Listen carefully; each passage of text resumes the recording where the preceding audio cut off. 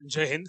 ನೋಡ್ರಿ, Indian air force ಒಳಗಡೆ Agnivayu intake start ಆಗೈತೆ 2027. ಎಲ್ರಿಗೂ ಶೇರ್ ಮಾಡ್ರಿ, ಅದೇ ತರ ಸಬ್ಸ್ಕ್ರೈಬ್ ಆಗ್ರಿ. ನೋಡ್ರಿ, ರಿಕ್ರೂಟ್ಮೆಂಟ್ ಇಂಡಿಯನ್ ಏರ್ ಫೋರ್ಸ್ ಅದಾದಂದ್ರೆ ಕೆಟಗರಿ ಯಾವ್ದಂತಂದ್ ಹೇಳಿದ್ರೆ ಅಗ್ನಿವೀರ ವಾಯು ಅಂತಂದ್ ಹೇಳ್ತೀವಿ. ಅಪ್ಲಿಕೇಶನ್ ನೀವು ಆನ್ಲೈನ್ ಇಂದ ಹಾಕ್ಬಹುದು. ಇದ್ರೊಳಗಡೆ ನೀವು ಗ್ರೂಪ್ ಎಕ್ಸ್ ಮತ್ತು ಗ್ರೂಪ್ ವೈ ಪೋಸ್ಟ್ ಗಳಿಗೆ ಏನ್ ಮಾಡ್ತೀರಿ ಅಂತಂದ್ ಹೇಳಿದ್ರೆ ಎಕ್ಸಾಮ್ಸ್ ಗಳನ್ನ ಬರೀತೀರಿ. ಮಿಸ್ ಮಾಡ್ಕೊಳಕ್ ಹೋಗ್ಬೇಡ್ರಿ ಇಂತ ಒಂದ್ ಚಾನ್ಸ್ ಅನ್ನ. ಯಾಕಂತಂದ್ ಹೇಳಿದ್ರೆ ರಿಪೀಟ್ ಆಗಿ ಮತ್ತೆ ಬರಂಗಿಲ್ಲ. ಇದು ಇಂಪಾರ್ಟೆಂಟ್ ಡೇಟ್ಸ್ ಏನಂತಂದ್ ಹೇಳಿದ್ರೆ ಅಪ್ಲಿಕೇಶನ್ ಹಾಕಕ್ 6th ಜುಲೈ ಇಂದ ಸ್ಟಾರ್ಟ್ ಆಗತ್ತ. 6th ಜುಲೈ ಇಂದ ಹಿಡ್ಕೊಂಡು ಆಲ್ಮೋಸ್ಟ್ ಏನಂತಂದ್ ಹೇಳಿದ್ರೆ 26th ಜುಲೈ ವರೆಗೂ ನಿಮ್ಗೆ ಆಲ್ಮೋಸ್ಟ್ 20 ಡೇಸ್ ಸಿಗುತ್ತೆ. 20 ಡೇಸ್ ಒಳಗಡೆ ನೀವು ಅಪ್ಲಿಕೇಶನ್ ಅನ್ನ ಹಾಕ್ಬೇಕಾಗತ್ತ. ಅದಾದ ನಂತರ ಅವ್ರು ಟೆಂಟೇಟಿವ್ ಎಕ್ಸಾಮ್ ಡೇಟ್ ಕೂಡ ಬಿಟ್ಟಿದಾರ. ಆಲ್ಮೋಸ್ಟ್ ಏನಂದ್ರ 22ರಿಂದ 23ನೇ ತಾರೀಕು ಸೆಪ್ಟೆಂಬರ್ ತಿಂಗಳಲ್ಲಿ ನಡೆಯುತ್ತಂತ ಹೇಳಿದಾರೆ ಎಕ್ಸಾಮ್. ಬಟ್ ಆದ್ರೆ ಒಂದ್ ಸ್ವಲ್ಪ ಚೇಂಜಸ್ ಆಗ್ಬಹುದು. ಬಟ್ ಆದ್ರೆ ಮಿಸ್ ಆಗಂಗಿಲ್ಲ. 22nd ಇಂದ ಅಂದ್ರೆ ಸೆಪ್ಟೆಂಬರ್ ಮಂತ್ ಒಳಗಡೆ ಎಂಡ್ ಅಥವಾ ಅಕ್ಟೋಬರ್ ಫಸ್ಟ್ ವೀಕ್ ಒಳಗಡೆ ನಿಮ್ಗ ಎಕ್ಸಾಮ್ ನಡೆಯುತ್ತೆ. ಅದಾದ ನಂತರ ನೆಕ್ಸ್ಟ್ ನೋಡ್ರಿ, ಎನ್ರೋಲ್ಮೆಂಟ್ ನಿಮ್ದು ಯಾವಾಗ ಇರುತ್ತೆ ಅಂತಂದ್ ಹೇಳಿದ್ರೆ ಜುಲೈ 2027 ನಿಮ್ಗ ನೆಕ್ಸ್ಟ್ ಜಾಯ್ನಿಂಗ್ ಡೇಟ್ ಯಾವಾಗ ಇರುತ್ತೆ ಅಂದ್ರೆ ಜುಲೈ 2027ರಲ್ಲಿ ನೀವು ಆಲ್ರೆಡಿ ಜಾಯ್ನ್ ಆಗಿರ್ತೀರಿ. ಇಂಥದೊಂದು ಅಪರ್ಚುನಿಟಿ ಮಿಸ್ ಮಾಡ್ಕೊಳಕ್ ಹೋಗ್ಬೇಡ್ರಿ. ಆಮೇಲೆ ಎಜುಕೇಶನ್ ಕ್ವಾಲಿಫಿಕೇಶನ್ ಏನನು ನಿಮ್ದೇನಂದ್ರೆ ಸೈನ್ಸ್ ಮುಗ್ದಿರ್ಬೇಕು. ಸೈನ್ಸ್ ಏನಂತಂದ್ ಹೇಳಿದ್ರೆ ಮುಗ್ದಿರ್ಬೇಕು. 10+2 PCM ಆಗಿರ್ಬೋದು.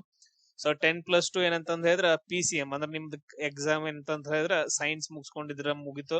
ಅದಾದ ನಂತರ ಸರ್ ಡಿಪ್ಲೊಮಾ ಮುಗಿದ್ರು ಕೂಡ ಹಾಕ್ಬೋದ್ರಿ. ನಿಮ್ದು ಏನಂತಂದ್ ಹೇಳಿದ್ರೆ ಡಿಪ್ಲೊಮಾ ಮುಗಿದ್ರು ಕೂಡ ನೀವು ಅಪ್ಲಿಕೇಶನ್ ಅನ್ನ ಹಾಕ್ಬಹುದು. ಅದಾದ ನಂತರ ನೆಕ್ಸ್ಟ್ ನೋಡ್ರಿ, ನಾನ್ ಸೈನ್ಸ್ ಇದ್ದವರು ಕೂಡ ಸರ್ ನಾವು ಸೈನ್ಸ್ ಇಲ್ರಿ, ಆರ್ಟ್ಸ್ ಮತ್ತು ಕಾಮರ್ಸ್ ಇದ್ದವ್ರು ಏನ್ ಮಾಡೋದ್ರಿ. ಆರ್ಟ್ಸ್ ಮತ್ತು ಕಾಮರ್ಸ್ ಇದ್ದವ್ರಿಗೂ ಕೂಡ ನಿಮ್ಗೆ ಏನಂದ್ರೆ ನಾನ್ ಟೆಕ್ನಿಕಲ್ ಗ್ರೌಂಡ್ ಇದ್ರೊಳಗೆ ಬರುತ್ತೆ. ನಾನ್ ಟೆಕ್ನಿಕಲ್ ಒಳಗಡೆ ನೀವು ಕೂಡ ಏನಂತಂದ್ ಹೇಳಿದ್ರೆ ಅಪ್ಲಿಕೇಶನ್ ಹಾಕ್ಬಹುದು. 10+2 ಮುಗ್ದಿದ್ರೆ ಯಾವ ಬೇಕಾದ ಸ್ಟ್ರೀಮು. ಬಟ್ ಅದ್ರ ಮೇನ್ ಇಂಪಾರ್ಟೆಂಟ್ ಇಂಗ್ಲಿಷ್ ಮಾರ್ಕ್ಸ್ ಏನಂತಂದ್ ಹೇಳಿದ್ರೆ 50% ಮೇಲೆ ಇರಬೇಕು.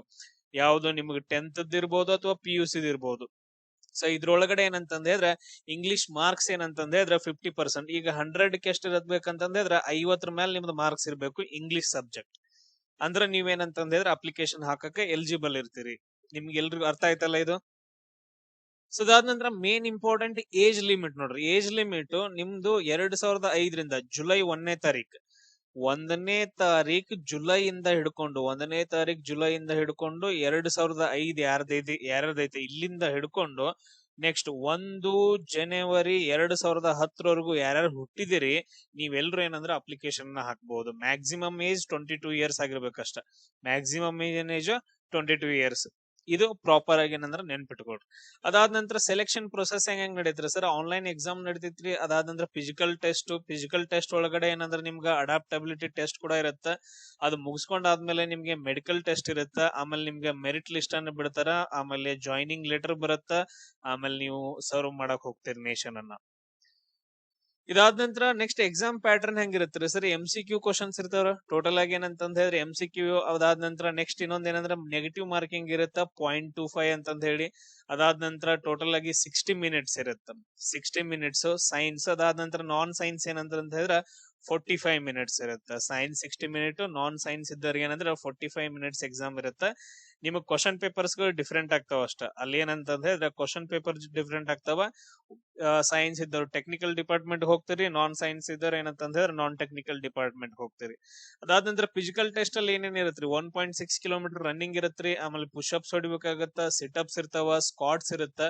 ಆಮೇಲೆ ಅಡಾಪ್ಟಬಿಲಿಟಿ ಟೆಸ್ಟ್ ಇರುತ್ತೆ. ಏರ್ಫೋರ್ಸ್ ಎನ್ವಿರಾನ್ಮೆಂಟ್ ಗೆ ನೀವು ಅಡಾಪ್ಟ್ ಆಗ್ತಿರೋ ಇಲ್ಲೋ ಅಂತಂದ್ ಹೇಳಿ ಕೆಲವೊಂದು ನಿಮ್ಗೆ ಕ್ವಶನ್ಸ್ ಗಳು ಆಕ್ಟಿವಿಟೀಸ್ ಮಾಡಿಸ್ತಾರ ಅದ್ರೊಳಗಡೆ. ಅದನ್ನ ನೀವು ಕ್ಲಿಯರ್ ಮಾಡ್ಕೋಬೇಕಾಗತ್ತೆ. ಅಡಾಪ್ಟಬಿಲಿಟಿ ಟೆಸ್ಟ್ ಈಸಿ ಇರುತ್ತೆ, ಟೆನ್ಷನ್ ತಗೊಳಕ್ ಹೋಗ್ಬಿಡ್ರಿ ಇದ್ರ ಬಗ್ಗೆ.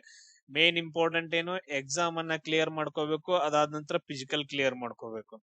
ಇದಾದ ನಂತರ ಹೆಂಗ್ ಅಪ್ಲೈ ಮಾಡೋದ್ರಿ ಸರ್, ಹೆಂಗಂತಂದ್ರೆ ಏರ್ಫೋರ್ಸ್ ಇದಕ್ ಹೋಗ್ರಿ ನೀವು.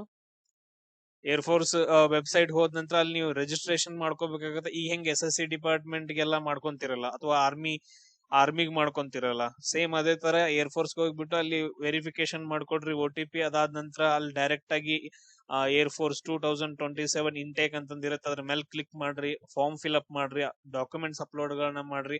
ಆಮೇಲೆ ಫೀಸ್ ಪೇ ಮಾಡ್ಬಿಟ್ಟು ಸಬ್ಮಿಷನ್ ಅನ್ನ ಕೊಡ್ರಿ. ಇದೇನಂತಂದ್ರೆ ನಿಮ್ಗೆ ಪ್ರೊಸೆಸ್. ನೀವೇನಂತಂದ್ರೆ ಇದ್ರ ಒಳಗಡೆ ಹೋಗ್ಬಿಟ್ಟು ಅಪ್ಲಿಕೇಶನ್ ಪೋರ್ಟಲ್ ಏನಂತಂದ್ ಹೇಳಿದ್ರೆ ಈ ವೆಬ್ಸೈಟ್ ಅಲ್ಲಿ ಹೋಗ್ಬಿಟ್ಟು ನೀವು ಅಪ್ಲಿಕೇಶನ್ ಹಾಕೋಬೇಕಾಗತ್ತೆ. ಸೇಮ್ ಇದೇ ತರ ಇನ್ನೊಂದ್ ಏನಂತಂದ್ ಹೇಳಿದ್ರೆ ಅಪ್ಲಿಕೇಶನ್ ಬಿಟ್ಟಿದ್ದಾರೆ ಏರ್ ಫೋರ್ಸ್ ಒಳಗಡೆ, ಅದನ್ನು ಕೂಡ ನಾನು ನಿಮ್ಗೆ ಇವಾಗ ಎಕ್ಸ್ಪ್ಲೇನ್ ಮಾಡ್ತೀನಿ. ಸೊ ಎಲ್ರಿಗೂ ಶೇರ್ ಮಾಡ್ರಿ, ಅದೇ ತರ ಸಬ್ಸ್ಕ್ರೈಬ್ ಆಗ್ರಿ. ನೆಕ್ಸ್ಟ್ ಬರುವಂತ ಜಾಬ್ ಅಪ್ಡೇಟ್ಸ್ ಗಳನ್ನ ಇದ್ರಲ್ಲೇ ನೋಡ್ರಿ.